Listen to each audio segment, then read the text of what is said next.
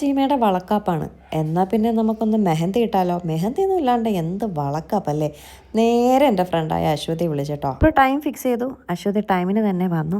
എന്ത് ഡിസൈനാണ്, എങ്ങനെയാണ് വേണ്ടതെന്ന് ചോദിച്ചു.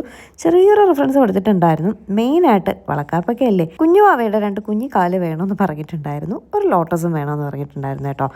അപ്പോൾ അശ്വതി സെറ്റാക്കാമെന്ന് പറഞ്ഞു. അശ്വതിയുടെ ഇഷ്ടത്തിന് തന്നെ ഇട്ടോളൂ, അധികം ആഡംബരം വേണ്ട, സിമ്പിളായിട്ട് മതി എന്ന് പറഞ്ഞു. സിമ്പിളായിട്ട് അശ്വതിയുടെ ഇഷ്ടത്തിന് നല്ല രസമായിട്ട് പറഞ്ഞ കാര്യങ്ങളെല്ലാം വെച്ച് ചെയ്തു. പിന്നെ അശ്വതിക്ക് നിർബന്ധമായിരുന്നു കാലിൽ ഒരു ലോട്ടസ് കൊടുത്തേ പറ്റുള്ളൂ. കാലിൽ വേണ്ടാന്ന് പറഞ്ഞിട്ട് അശ്വതി നിർബന്ധിച്ച് കാലിലിട്ട് കേട്ടോ.